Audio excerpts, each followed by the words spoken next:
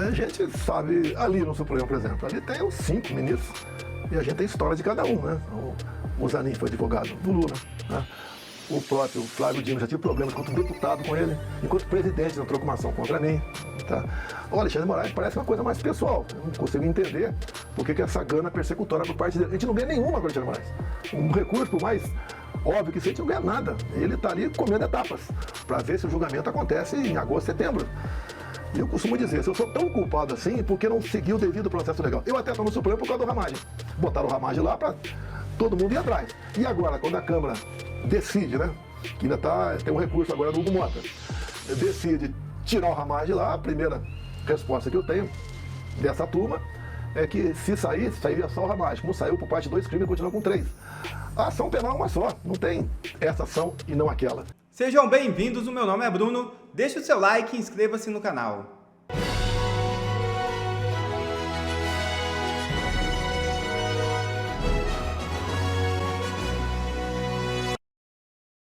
Bessias sai em socorro de Moraes na Espanha e sofre vexatória derrota. É isso mesmo. A situação da questão da extradição do jornalista Oswaldo Eustáquio está ficando cada vez mais vexatória para o Estado brasileiro.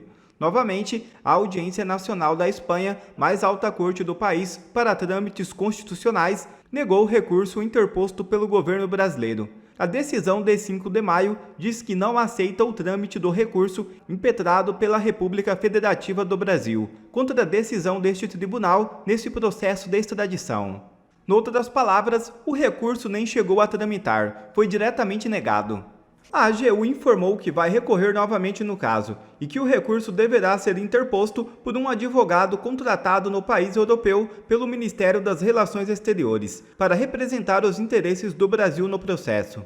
Pelo visto, o tal do Bessias não entendeu nada. O entendimento da Corte Espanhola é de que a questão tem motivação políticas, ou seja, não existem medidas cabíveis a serem adotadas. Não se cansam de passar vergonha.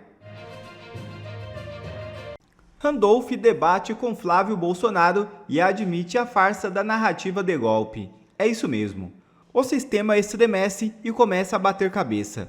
O líder do governo no Senado, Randolph Rodrigues, em debate com o senador Flávio Bolsonaro, usou um pouquinho de fraqueza e admitiu a farsa do golpe de Estado que a primeira turma do Supremo Tribunal Federal tenta impor na marra. O alvo é um só, Jair Bolsonaro. Eis que Randolph disse, abre aspas, quem quer dar um golpe de Estado não utiliza os instrumentos que estão na Constituição. Fecha aspas. Veja o vídeo. Vamos combinar, Flávio, uma coisa. Quem quer dar golpe de Estado não utiliza os instrumentos que estão na Constituição. Exatamente. Obrigado, Randolph. Obrigado. Conselho da República, é isso. Para dar golpe de Estado, não precisaria chamar o Conselho da República de convocar o Conselho de Defesa Nacional, porque a ideia é exatamente subverter. Mas ele está sendo acusado por isso, Randolph, entendeu a lógica? Se ele está sendo acusado por isso, e você acabou de falar que quem quer dar um golpe de Estado não usa instrumentos constitucionais. Temos uma concordância hoje no debate.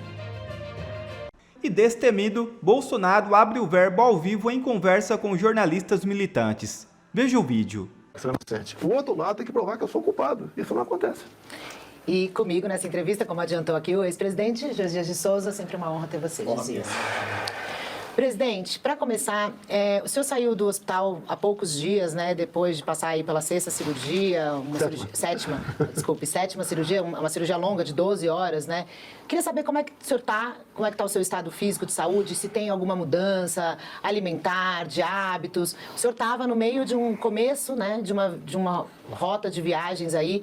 E agora, quais são os seus planos? Como é que o senhor está de saúde para a sua caminhada política? Eu estava no Rio Grande do Norte, chamado Rota 22. Tá? É uma caminhada de 700 quilômetros, juntamente com o Rogério Marinho, e outras Rotas 22 pelo Brasil estavam programadas. Aconteceu no primeiro evento, quando eu desci, era um evento inopinado, desci, conversei com o povo, voltei para o carro com dores terríveis. Bem, dado o problema de saúde, passei lá pelo hospital vinculado ao SUS lá de Santa Cruz, fui muito bem atendido, se tivesse morfina, tá complicada a minha situação. E daí voltamos, né, para o Hospital Rio Grande e viemos para Brasília aqui. Fui muito bem atendido pelo doutor Cláudio, aqui, um especialista nessa área. Estou bem, teria muito falar sobre isso, mas não é esse o assunto mais importante aqui. Por mais poucos dias eu poderia ter morrido, dado a situação que se encontrava o meu intestino. Graças a Deus, tudo certo. Tem recomendações médicas, não é novidade para ninguém que eu não respeito muita coisa, né?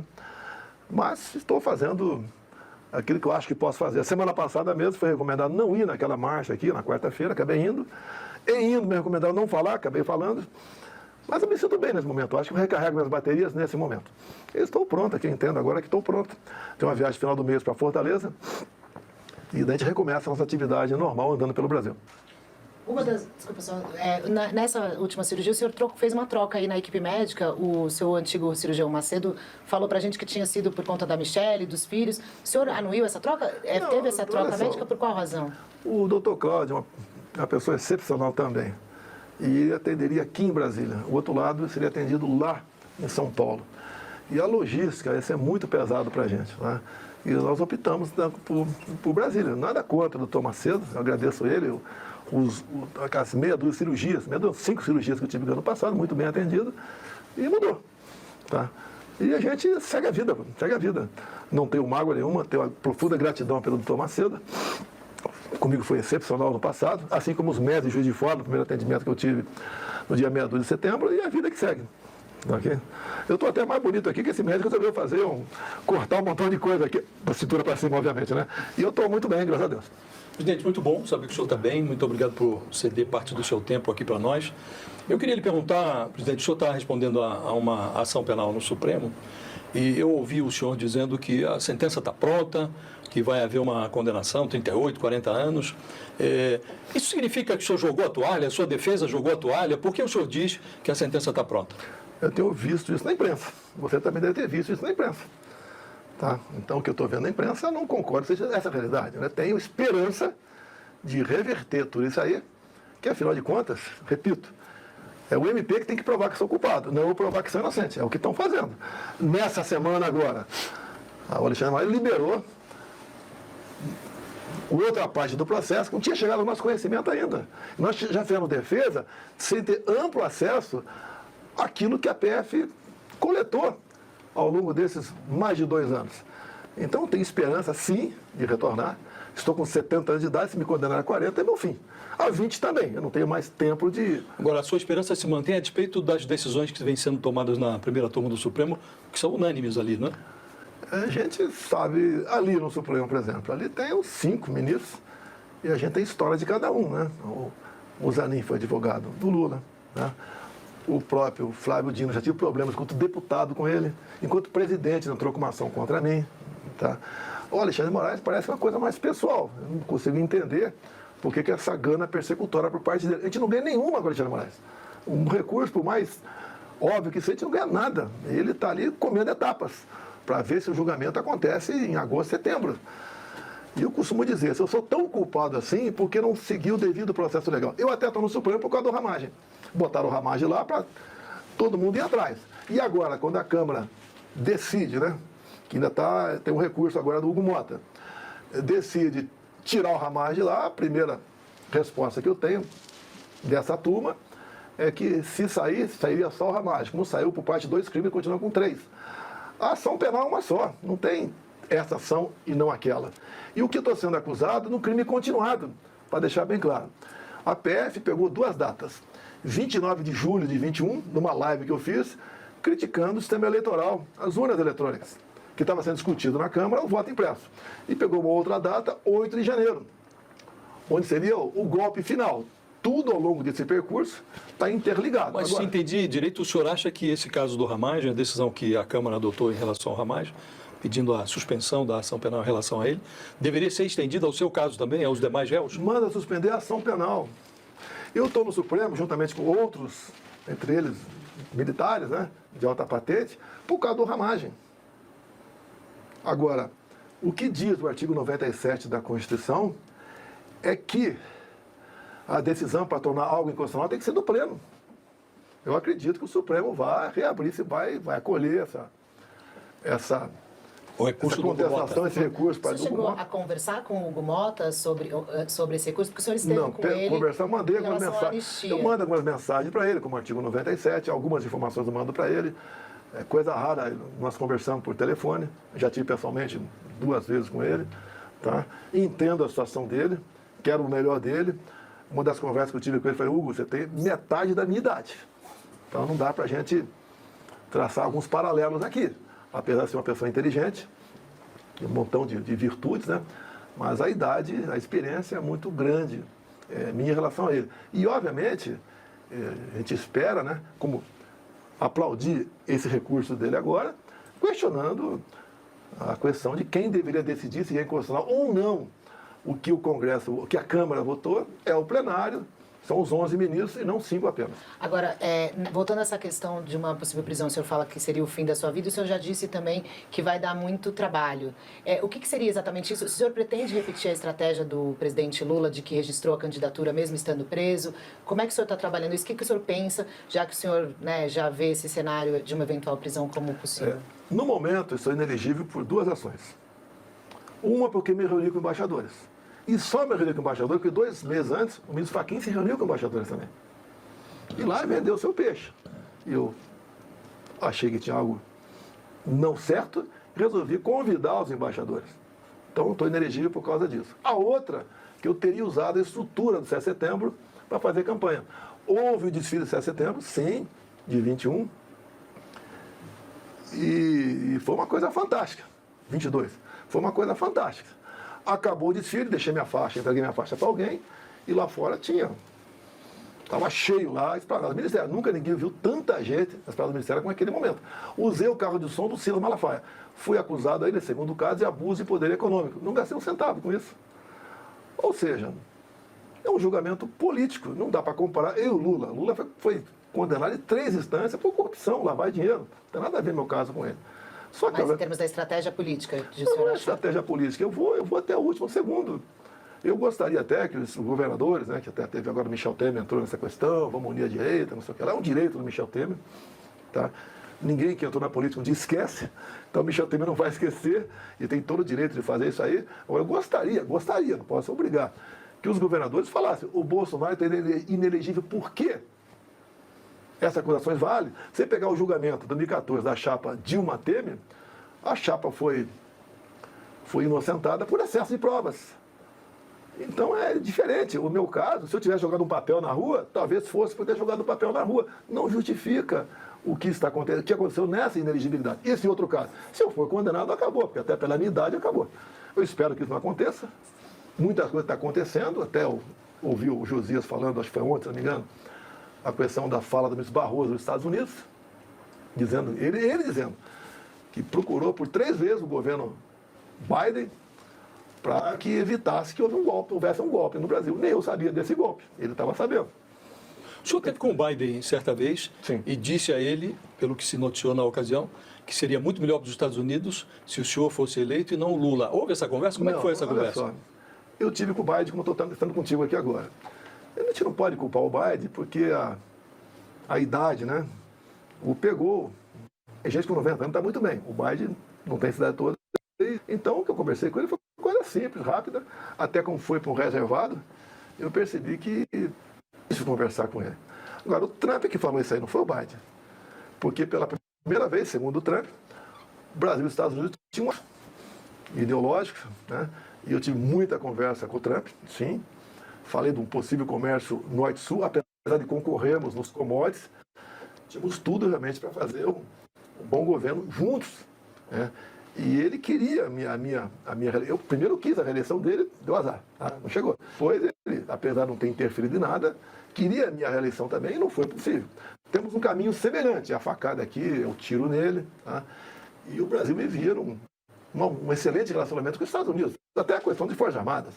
O Trump colocou as Forças Armadas como um grande extra-OTAN, ou seja, passamos a ter acesso a tecnologia mais barata e de forma mais rápida. Atendemos as Forças Armadas. Agora, vamos chegar ao Trump, presidente, mas eu queria antes lhe perguntar, eu assisti a uma declaração sua, o senhor dizendo que eles não querem apenas me prender, eles querem me matar. Quem é que quer assassinar o senhor? Olha só, o Adélio Bispo é o mais protegido do Brasil hoje em dia. Nem os 4 telefones deles foi permitido quebrar o sigilo. Quebraram o sigilo do meu telefone, todo mundo estava do meu lado, o dele não. Ninguém pode achar que o Adélio fez aquilo da cabeça dele. Você pode ver, ele é um desempregado, que esteve em 5 Mas no de... seu governo isso foi investigado, reinvestigado, acho que 3 Você vezes. não manda na Polícia Federal. A não ser que você tenha um certo esquema. Você não manda. Tá? Então, o delegado que investigou esse caso, até eu tenho o nome dele aqui, e que chegou à conclusão de que ele agiu de forma isolada, no dia 5 de junho de 2018, ele esteve em São José, Santa Catarina. Porque sabia que meu filho Carlos ia praticar tiro naquele dia. Como é que ele sabia disso? Quem passou essa informação para ele? Mas o Adélio está preso, né, presidente? Não dá eu quero saber, o senhor falou agora, querem me prender e assassinar. Não, por favor, deixa eu concluir aqui. Pois não. O caso Adélio. Alguém tentou entrar na Câmara, no dia meia dúzia de setembro de 18, se passando por ele. Em próprios documentos da Câmara, que eu tive acesso, ali daria uma baita de investigação. Que 2 policiais que teriam procurado, não fala se é policial federal, legislativo, fala nada, teria procurado ali a portaria e tentado entrar lá. Por que isso aí? Agora o Adélio era, até há pouco tempo, era filiado ao PSOL. Ele foi fazer alguma coisa lá, também não foi investigado. Ele esteve numa pensão em Juiz de Fora, onde logo depois do fato, a dona da pensão morreu. Daí se fala. Agora, o que eu não estou entendendo é, essa declaração a que eu me referi, o senhor deu essa semana. Dei, sim. Então eu quero saber o seguinte, por que o senhor está mencionando o Adélio? Quem quer matá-lo? Essa é a minha dúvida. O senhor está dizendo, ó, não querem só me prender, querem me matar. Eu acredito Quem é que quer assassinar o senhor? Eu não posso acusar o Josias, que não tenho prova. Mas eu tenho um sentimento. Quem é? Ele está muito bem protegido pelo que ele chama de sistema. Tá? O sistema tem nome e sobrenome. São pessoas que conduzem o destino do Brasil. Quando Então, mas vamos dar o nome e sobrenome, então, não, do sistema. Vou te dar isso aqui. Quando aparece, por exemplo, uma vaga para o Supremo, você não imagina a quantidade de pessoas que vão te pressionar. Pessoas que saem, você conhece, sabe quem é, mas que saem ali do nada e tem seu nome para indicar. E quando você não indica, você vira o inimigo das pessoas. E quando o senhor indica, o senhor espera algo em troca, por exemplo, porque quando o senhor fala aí da inelegibilidade no TSE, muito se comenta também, o Nunes Marques, que é o indicado do Bolsonaro, poderia mudar algo nesse cenário. O senhor tem essa expectativa? São só 2 que eu tenho lá. E eles não têm que seguir determinação minha. É o sentimento deles. Eu não decido o voto do Cássio nem do André. De vez em quando eu converso com eles. Continua essa liberdade toda. Porque o Cássio, primeiramente, eu conheci na transição. Ele vinha fazendo um trabalho junto ao Senado, que ele seria indicado numa lista para o STJ. Então já estava amaciado o terreno para ele. Por isso o Cássio. O André, eu tinha um compromisso de indicar um terrivelmente evangélico. Compromisso que assumi dentro de uma igreja evangélica, Gedeões, lá em Santa Catarina. Por isso indiquei o André, que eu tinha que ter esse compromisso. Agora, repito, você não imagina a pressão que você sofre para indicar outro nome. Que realmente uma vaga para o Supremo é algo fantástico para muita gente. Presidente, o senhor mencionou aí militares de alta patente, o senhor é réu com diversos militares de alta patente, inclusive em depoimento à Polícia Federal, o ex-comandante do Exército, Freire Gomes, e o ex-comandante da Aeronáutica, Batista Júnior, disseram que o senhor trabalhou e conversou e discutiu a questão de uma possibilidade de golpe. Gostaria de saber como é que o senhor vê essa declaração dada pelos ex-comandantes, se o senhor se sente de alguma forma atraído por eles, se há aí algum tipo de decepção com os ex-comandantes, como é que é a sua avaliação do que eles disseram? Com todo respeito a você, Carla, ele não declarou isso. A Polícia Federal, os comandantes disseram... Eu tenho que ver o que está nos autos. O que o comandante do Exército falou que foi discutido, hipóteses de defesa, sítio. Por que hipótese? Por que essa discussão?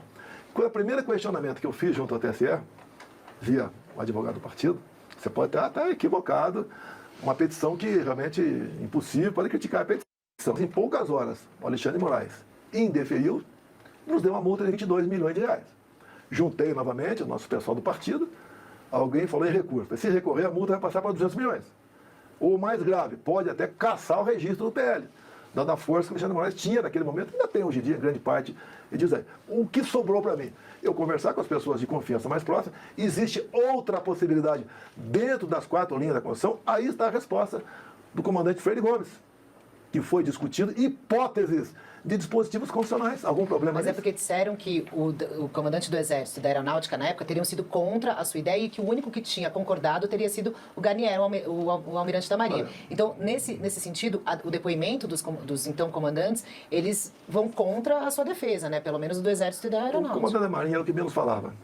O que ele falava de vez em quando era, dentro das 4 linhas estou junto. Por causa disso, ele estaria favorável a um ato antidemocrático? Outra coisa, poder discutir hipóteses de dispositivos constitucionais, isso é antidemocrático? Eu acredito que é antidemocrático, foi o que o TSE fez comigo. Durante a campanha, eu não podia mostrar imagens do Lula defendendo o aborto. do Lula falando que se rouba o celular para tomar uma cervejinha, imagem minha, o enterro da Rainha Elizabeth, imagem minha na ONU. Não podia botar imagem no 7 de setembro. Presidente, desculpe a franqueza, mas